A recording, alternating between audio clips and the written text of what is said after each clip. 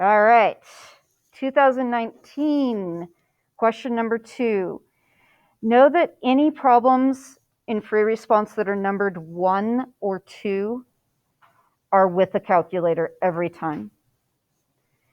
If you are working with a free response exam that is 200, fill in the blank with a number, most those allow the third problem to be with a calculator. That is the easiest way I can explain it to you. There are some fine details on top of that, but if you can follow that, you're pretty much good to go. The fine details are technically the 2010 exam still uses the third one, but it's easier for me to say if it's a 200 blank. And then on top of that, the 2000 exam, and I think if I remember correctly, the 2001, all 6 are allowed a calculator, if you can believe that. Yeah. Anyway, here we go. Okay. With finding the area of S, is it okay if I say that one wasn't too bad? You just need to make sure that you write your integral setup, and I'll quickly go over that one. So you have the formula 1/2 r squared d theta. This is telling you the angle range, and then save yourself the accidental writing incorrectly. They named the function, write the name, and that suffices. Then equals, and then just let the number come out. That number is 3.534. Now, understand this. Hear me, listen. Let's count together. Decimal point. Are you ready to count? 1, 2, 3. If you do not have 3 digits after that decimal point, unless told otherwise, you might as well have not even bothered opening your calculator up. Do you understand how big of a deal that is? You are allowed to truncate or round the last digit up if it is round upable. The 4th digit will not be read, so you can have it incorrect starting with the 4th digit. But if you don't write those 3 digits, you might as well have not opened your calculator. And I emphasize that because every time I grade a practice test, a set of practice tests, somebody doesn't do their 3-digit rounding. By the way, be on the lookout for things like they might say round to the nearest unit. In that case, you do need to follow that instruction. Also, if you have a decimal number that is exact, like say it's 3.5, you do not need to write 3.500 if it is exactly 3.5. This is only an issue of if you have more than 3 digits going after the decimal point. Okay, I want to, just for the sake of talking about it, from angle 0 to angle square root of pi, realize that your area is formed by, from the pole, drawing little spokes out to the function. I want to emphasize to you that it is a good idea to draw these spokes in the same way that in the old-fashioned y equals f of x, those spokes are the same as drawing a bunch of vertical lines in the y equals f of x. As far as understanding the part of the formula you're working with. When you were dealing with area of a rectangle, it was this distance along each of these lines times a little tiny dx, and that was it. But now your area formula is this distance squared times 1/2 d theta, where that r is f of theta. So just as a comparison, there you go. All right, part B. What is the average distance from the origin to a point on the polar curve? So when the word average shows up, listen, listen, listen. When the word average shows up, you need to figure out, is it asking you for an average value of a function that you have information for, or an average rate of change on a function that you have knowledge of? If it's average value, then you're going to integrate that function from a to b, 1 over b minus a. If it's average rate of change of the function you are given, you are going to do a slope formula. And I want to point out to you that if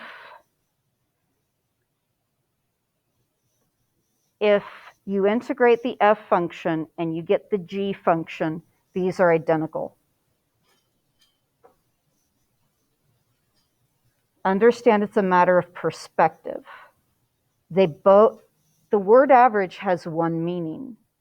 Your issue is more, which perspective am I dealing with? Now, average distance from the origin to a point on the polar curve. You may have to read that a few times, but eventually realize what it's saying is the actual r. Distance from the origin to a point on the polar curve is r. And you are given a function for that r. So that means the average distance is going to be the average value of that function r of theta from 0 to root pi times 1 over root pi minus 0. If you write that down on your AP exam, you can then put equal sign and write the answer. The answer to that is 1.5799. 1.5799. You are allowed to write 1.579 or 1.580. You are not allowed to write 1.58. Do you understand what I'm saying there? Because I've seen too many people do it. It does seem pointless to put a 0 in that position, but they say you must have 3 digits after the decimal point, regardless of the third digit. You can truncate, or you can round up, either or. Okay, now with that said, we're moving on to what probably gave you a lot of grief. Part C. There is a line through the origin with positive slope m that divides region S into 2 regions with equal areas. And let me actually make sure I can see if I need to be. And I think I answered that question. I just realized I wasn't looking at my chat. Okay. I'm going to erase. And resume. So it said that you have a slope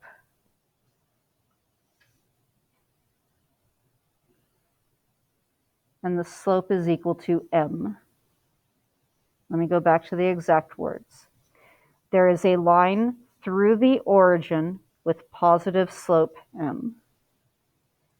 Through the origin. Now, that line goes through a point which could be looked at as an x comma y or an r comma theta. One of these is going to be more useful than the other. If one of the points on this line goes through the origin, what is a formula for slope?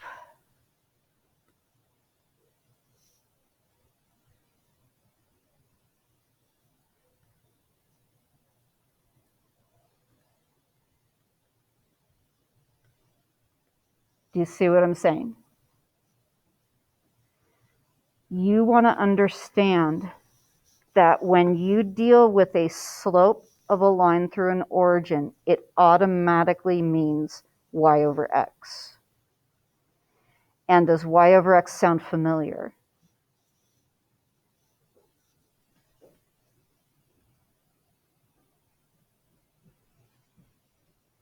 So if I've got my xy plane, any given point has x coordinate, y coordinate, or r comma theta. What's your SOHCAHTOA? Yep. Bingo. I'm going to take you guys through your SOHCAHTOA just to do it. And I almost wrote TOA. There we go. Okay, so you know sine is opposite over hypotenuse. You know cosine is adjacent over hypotenuse, and tangent is opposite over adjacent. Wabam. That slope, m, is y over x.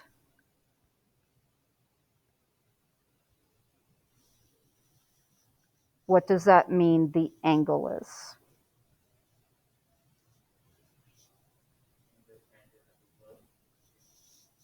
Inverse tangent of the slope.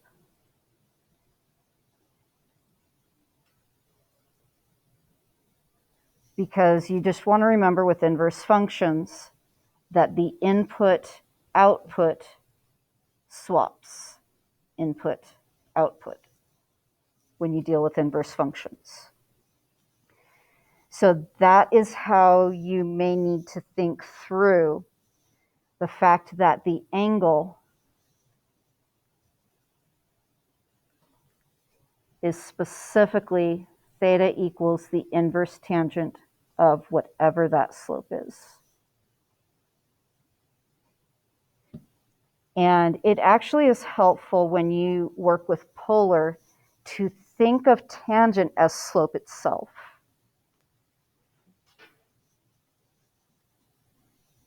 In fact, you can go back to your unit circle and reimagine it, and tangent is always the slope. If you look at it, you'll see what I mean. Okay, so now, what do you need to do to write but do not solve an equation involving one or more integrals whose solution gives the value of m? So if you want region S divided into two equal areas, there are a couple of options. You can have an integral go from 0 to the inverse tangent of m, and then the area formula is 1/2 r squared d theta, and our function is the r of theta from earlier. Don't write the function if you have a name. Much easier to just write that. And then you need to say what that is equal to.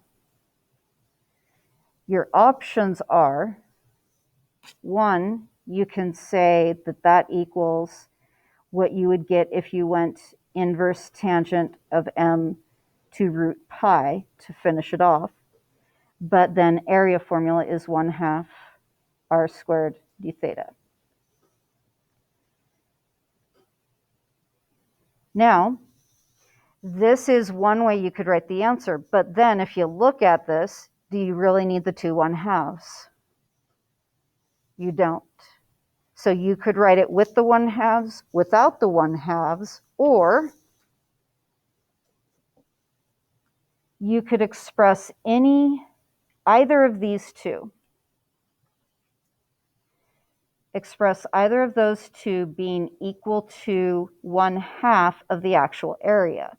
Now, we found the area in part A, didn't we? Right? In part A, you find the area from 0 to root pi. You can literally take that number and divide it by 2. 1/2 of the total area.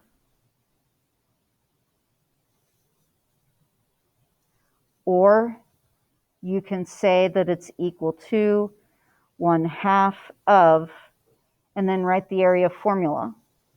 The area formula of the full region is 0 to root pi of area formula 1/2 r squared d theta. So hopefully you're getting the idea that there are a lot of ways you can write this equation. It isn't just one particular way to write it. As long as what you say expresses any of what I've shown you in an equivalent way. And then that's it, it's over. Part D. Part D is a weird one, a really, really weird one. And if you're familiar with graphing polar, it is going to be relatively faster. If you're familiar with polar graphing, you look at that equation, you see that k is representing a positive number, and you understand that that means a circle that goes through the origin but has its center on the positive x-axis. And that's a circle, even though it doesn't look like it, and that this is the number k right here.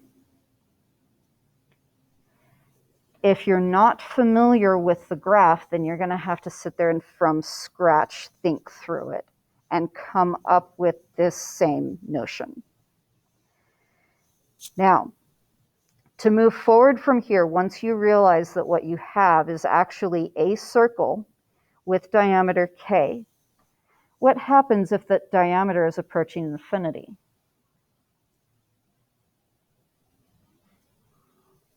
The circle gets bigger and bigger and bigger. Do you see what's happening? If you're going to genuinely head to infinity, that circle is kind of turning into a half plane, but yet not, because it's a circle.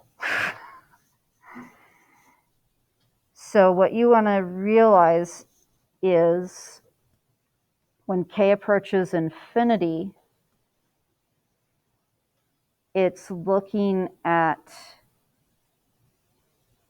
the full area of this region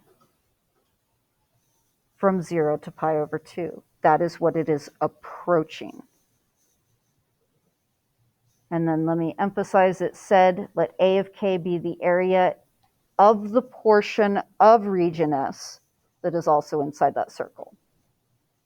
So that means you're going to say that the limit as k approaches infinity of A of k is equal to the integral from 0 to pi over 2 of the full area formula 1/2 r squared d theta. And again, just write r of theta. And with how it is written and the fact that you have a calculator for this problem, you're going to then calculate what that is with your calculator. And that will give you 3.324.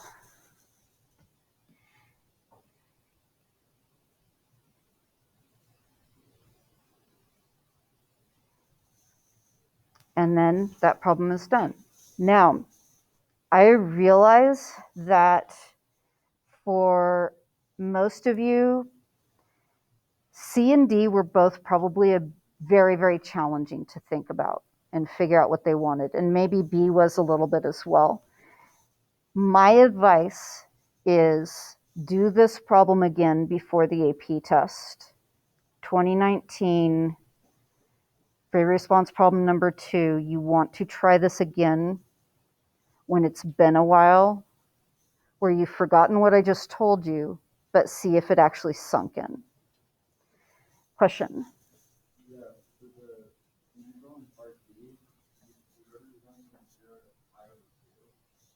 Uh-huh.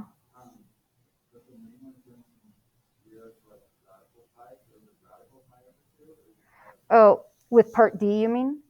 Okay, with part D, if you read the whole thing, it's saying the area, come on, the area of the portion of region S that is also inside of that circle. And so, yeah, and that's why it went to pi over 2. Yeah. Okay, were there any questions online? Yes, I am recording. Okay, everyone good so far? Okay. Also, all of you know where to go to find the answers beyond just typing it into Google, right? And I'm going to do, just in case I have this ready to go, this copy,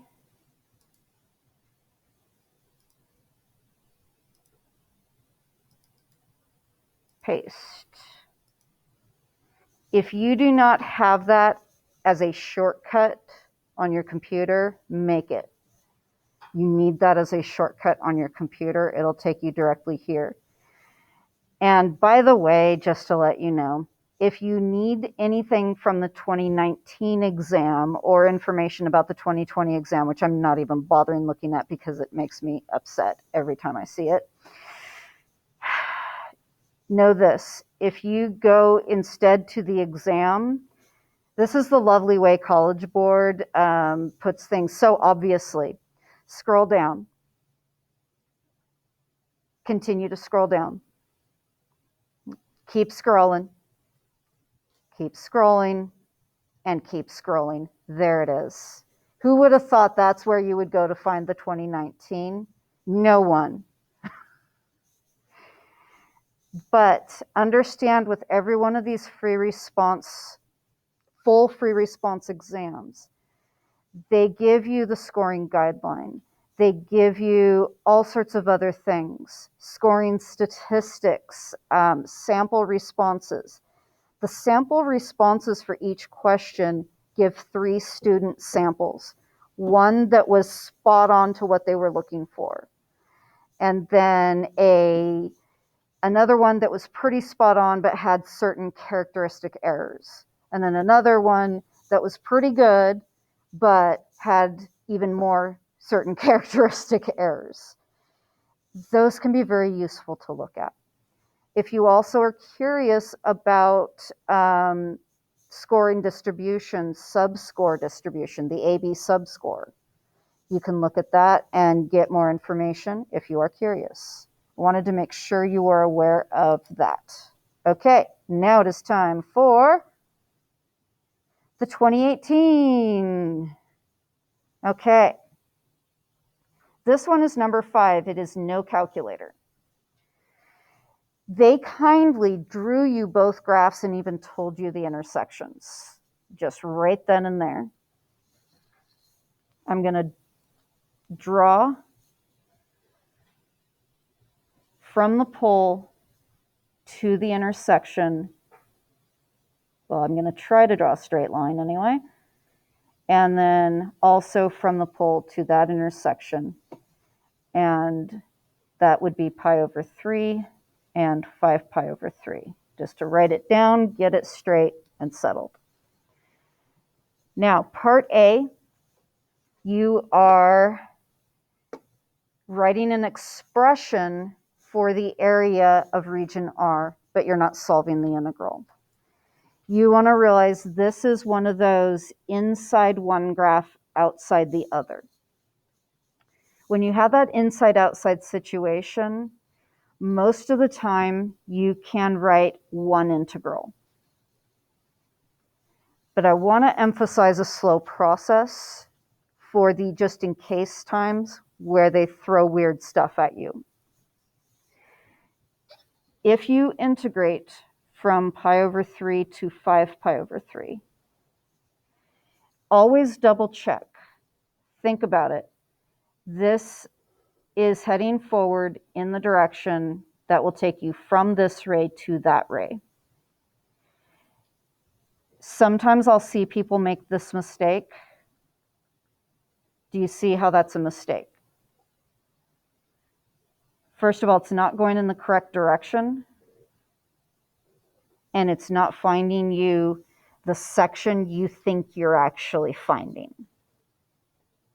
So you've got to always be careful about those limits on your integral, that it needs to be a forward sweep of an angle that are the angles that create that region. Okay. So then I advise you to draw spokes coming out of the origin. See that you are going to, when you integrate that further function, that it's giving you too much area. Now, that function is r equals 4. You can use the area formula, or you can use the fact that it's 2/3 of a circle and just go 2/3 times pi r squared. Either way does it. But you need to subtract from that using the same exact region, the area formula 1/2 r squared. And I want to emphasize how valuable it is to actually draw these spokes. So drawing spokes coming out, look at the curve I have to subtract away, and that's the one that follows 3 plus 2 cosine theta. Now, because these are using the same angles, you can put this into one integral if you like, but this is also completely acceptable.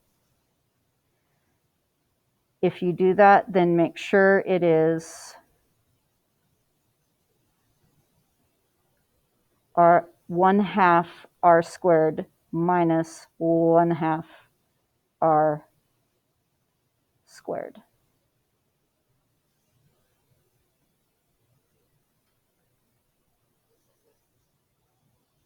Okay. And then that's part A done. Part B, find the slope of the line tangent to the graph of this at pi over 2. Slope of tangent line, dy dx. If you're asked for slope, you've got to remember that you need to find dy d theta and dx d theta and divide those two. To get there, you need to remember your special formulas.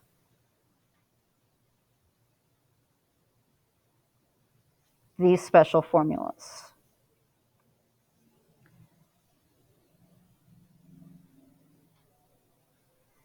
X is equal to r cosine theta, y is equal to r sine theta.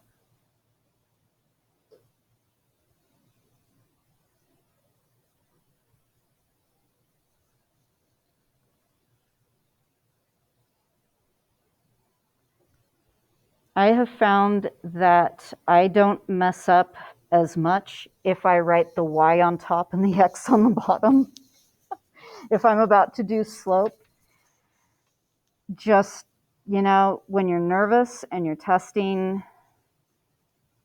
things go wrong with what you're reading, even though you know better what to do.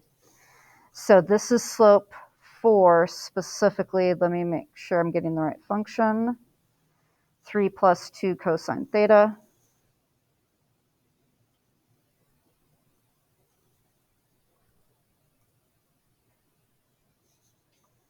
And now derivative time.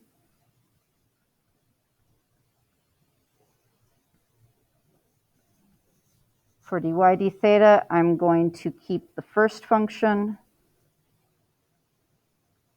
multiply by the derivative of the second, plus keep the second function and multiply by the derivative of the first.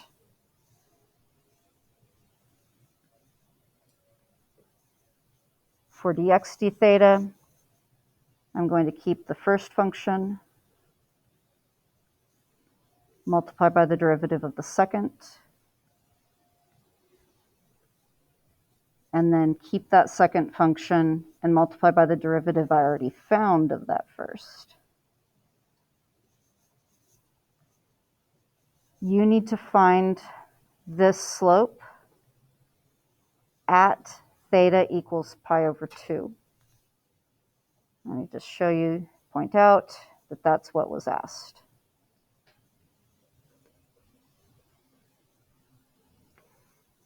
Now, maybe you're unit circle savvy, maybe you're slow on it. I recommend that you think about the graphs of sine and cosine. You know that sine starts in the middle, goes whoop-de-doo, wop-de-doo. Cosine starts at the top and goes doodle-doodle-doo, doodle-doodle-doo. Where's pi over 2?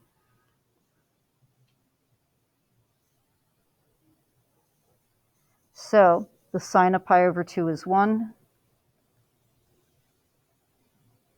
The cosine of pi over 2 is 0. Save yourself pain by realizing everywhere you see cosine of theta, that's going to be 0. You're 0, you're 0, you're 0, you're 0. Ha ha ha! Do you see 0 times who cares anymore? And 0 times who cares anymore? Only do what I'm doing right now on scratch paper though, because you need them to see your slope. They need to see your full slope formula. That's important. And then for the rest of it, your sine theta is equal to 1. So you can make a quick run if you go, hey, that means 1 times negative 2 times 1. And then 3 multiplied by negative 1 plus 0. And done. Okay, now for this lovely, almost too many words.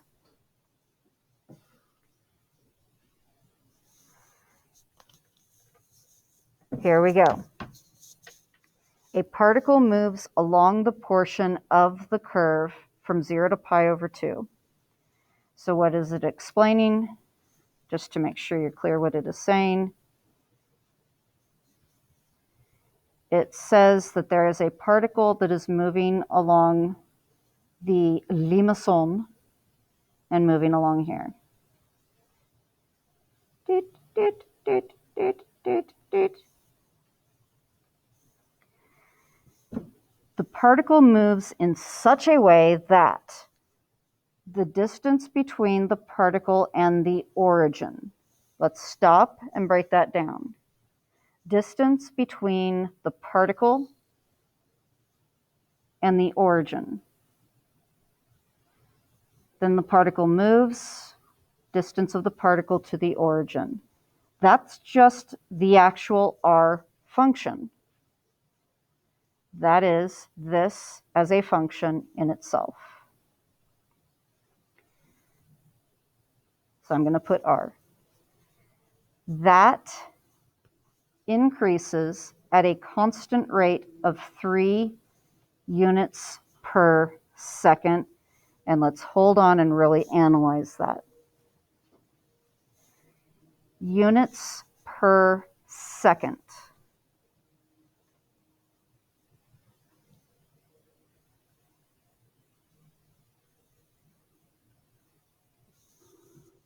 Seconds mean time. This is asking you for the rate of change of the radius with respect to time. That is what is increasing 3 units per second.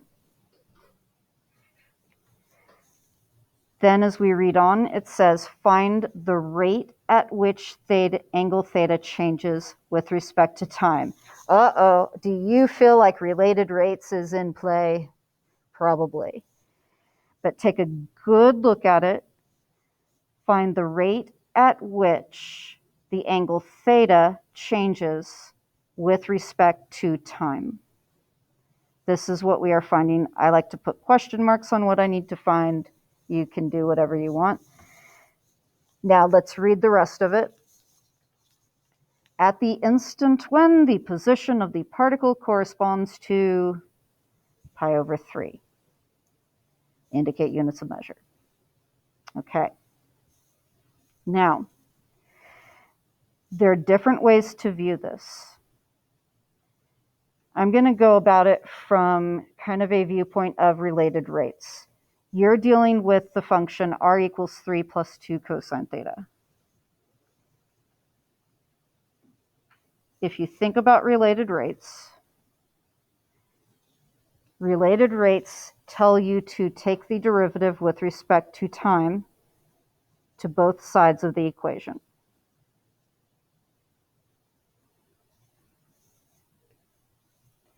So on the left, with r being the only thing there, that means dr dt.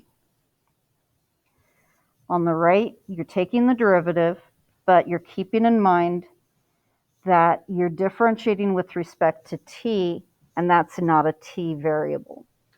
So chain rule. Keep that chain rule in mind, and remember that with chain rule,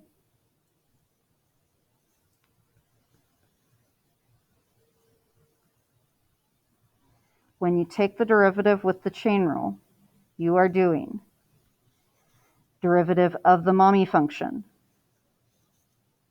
Shove the baby in, multiply by the derivative of the baby function.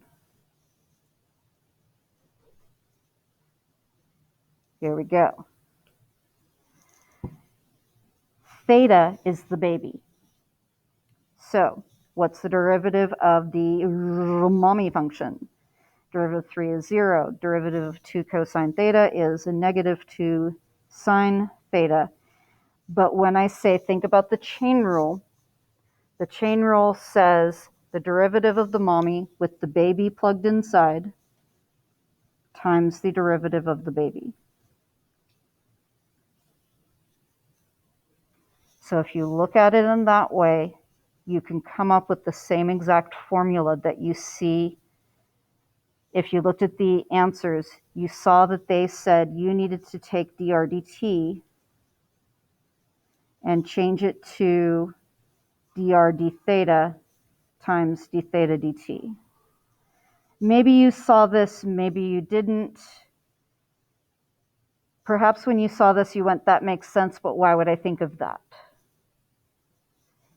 And if you feel like that makes sense, but why would I think of that, I'm pointing you over to here with take it to something you already know, related rates, and how you can work through a related rates problem. But either way, grab a hold of whichever one of these two makes the most sense to you as your direction to take. And just grab on and hold tight. Everyone's going to see things a little bit differently. Our cognitive functions work in different orders and see things differently. Find what makes sense to you and always grab a hold of that and follow that direction. Okay, so at this point, it's a matter of plug and chug. So we were told pi over 3.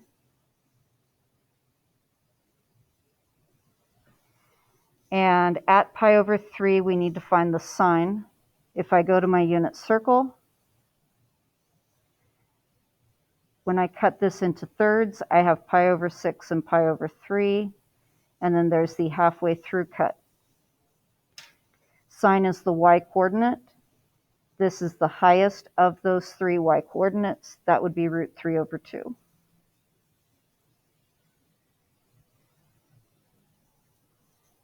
Then we were told that dr dt is 3. And then we are asked to find d theta dt. So we're just about there.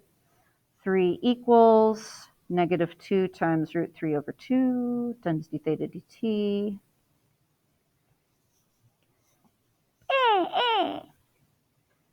3 divided by negative root 3. Do not feel like you need to simplify that.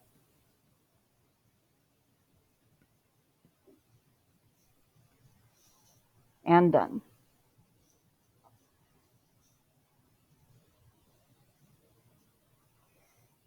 I can't emphasize enough the importance of doing these problems a second time. And when you do them a second time, give yourself at least a couple of days in between. You'll forget, your short-term memory of this problem will be gone. And then you can kind of start over from scratch and see if all of this makes more sense now. And when you do that with a problem that you've done before, you're more likely to kind of make that connection, and then that connection sticks harder. So, moving on to the last problem of the 3, the 2017 number 2, that is with a calculator. Here we go. Find the area of region R. I should probably first take note that there is an R equals f of theta, and region R is in the first quadrant bounded by that R equals f of theta and the x-axis. So that means this curve is my f of theta. Then it goes on and says that R equals g of theta, and S is the region bounded in the first quadrant by R equals f of theta and R equals g of theta and the x-axis. So altogether, you want to read that basically this is your g of theta. And also be careful, region R is this region. I'm drawing the spokes coming out. Then I'm going to get rid of those spokes. That's region R. Region S is bounded by the x-axis.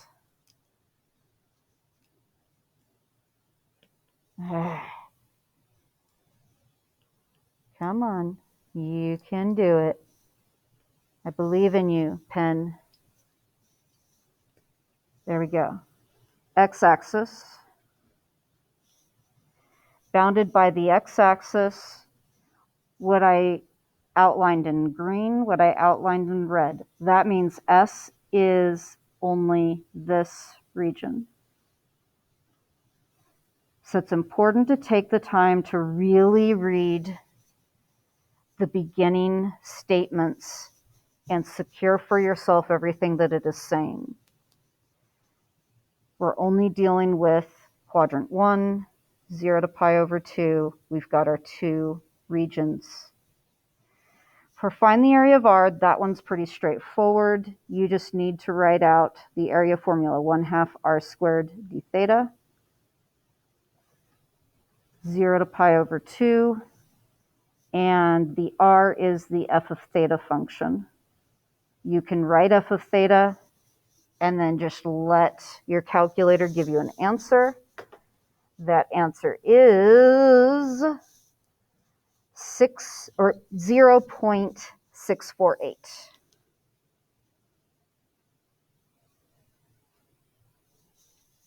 And then that problem is done.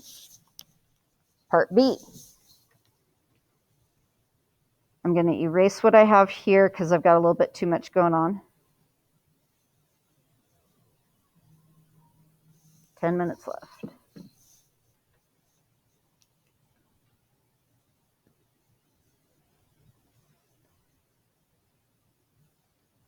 Okay.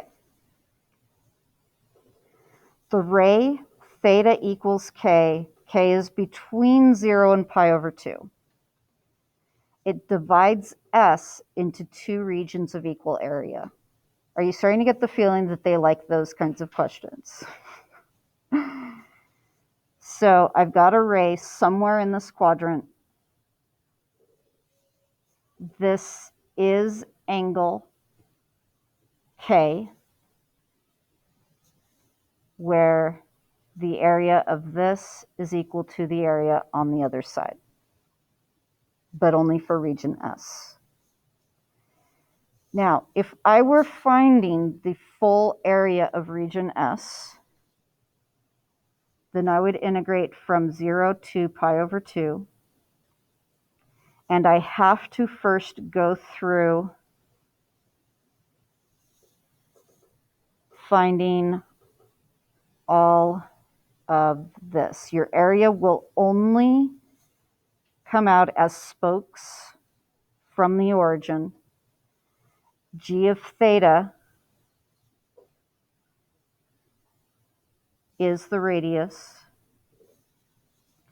And then I have to subtract from that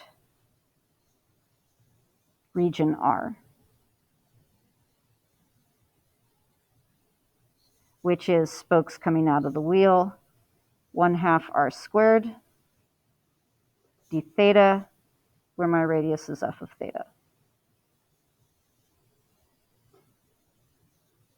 You can combine this into one integral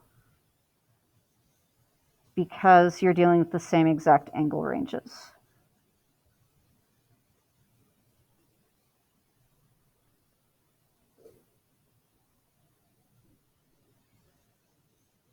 Okay. Oh, I was going to put that there. Now, K is the angle that divides this in half.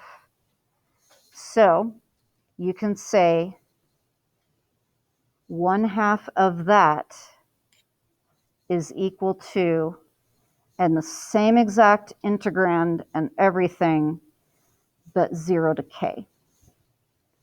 Or you can do the integral from 0 to K equaling the integral from K to pi over 2. You just need some equivalent form of that.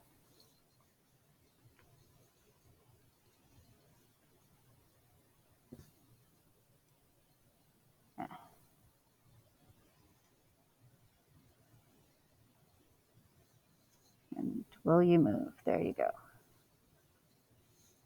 And that's all you were expected to do, was just write some equation that is equivalent to it. All right, now part C.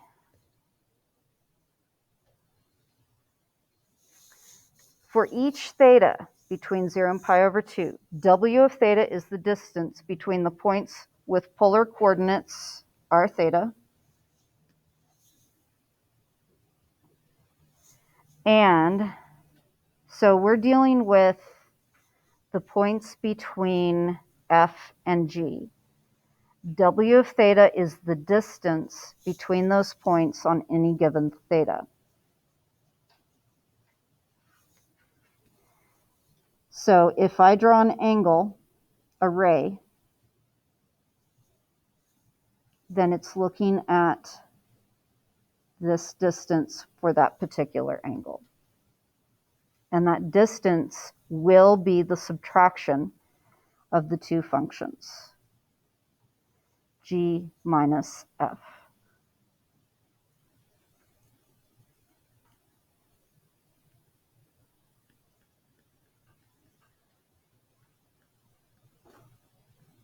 So you want to write down that you realize what it is. Then you are to write an expression for W of theta. Oh, did that.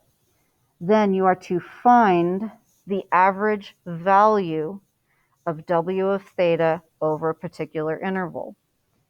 Average value of a function you know. So that means you are integrating that W of theta from 0 to pi over 2, and then 1 over b minus a. You can either write W of theta as the integrand, or you could write g minus f as the integrand, either or. But it is asking you to find that value of,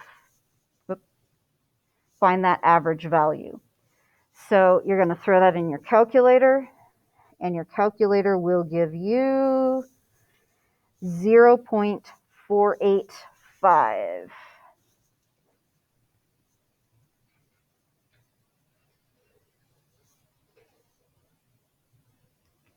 And that is all it asked you to do.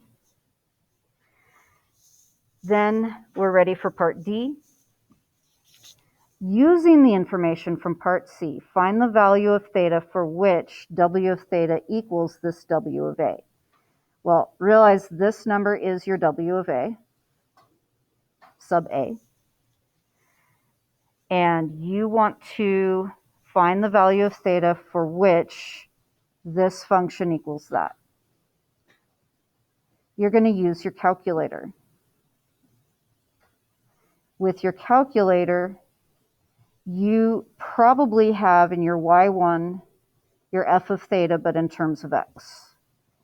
You probably have in your y2 the g of theta, but in terms of x.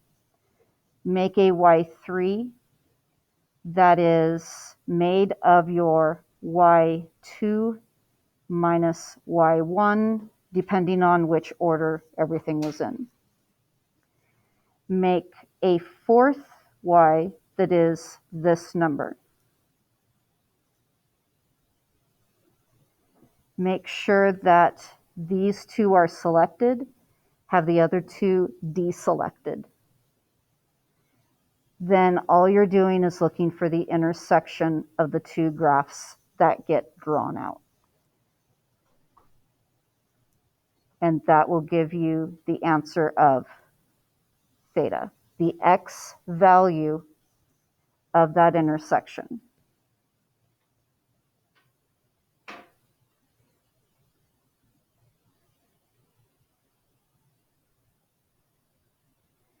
All you have to write is the equation in one form or another, and then what the calculator tells you theta is. And you should be getting for that theta a 0.517. And it could round up to 0.518. Either of those two answers is looked at as correct. Now, I do want to make sure to point out to you that you are dealing with only between 0 and pi over 2. Make sure that you only solve for the intersection between x equals 0 and pi over 2. And there should be only one. Okay, next, we're almost done, people. Woo! Is the function W of theta increasing or decreasing at that value of theta? So you actually need to know what is W prime of 0.518. How are you going to find that fastest with your calculator? Because if it comes up as a positive, then you're increasing. Negative, you're decreasing. If you have your y3 function as being y2 minus y1, you can have only this selected go to that graph, and then on your graphing calculator, you have those top 5 buttons right under your screen. Okay, you are going to click second F4, and down that line is dy dx, or derivative. Push enter on that, then type in the number 0.518. Push enter. It's going to tell you, you're going to write that number down. That number happens to be is it even telling me? Actually, it's not telling me. All you need to know is it's less than 0. It gives you a negative number. You could actually just look at the graph and realize it's heading down. Well, could they not like it might go like barely up and you just can't see it? Yeah. So if you're not exactly sure, let your calculator tell you by using this. And then you just need to say whether you're dealing with positive or negative. If that derivative is negative, then you are looking at decreasing. Okay, you've got a practice test to work on tonight. Some of those first few problems are harder than what I would put on the test because they're tedious. The tediousness is what I'm going to not have on the test this week. And I'm going to stop recording. And I hope I took attendance. I don't think I did. Oh dear.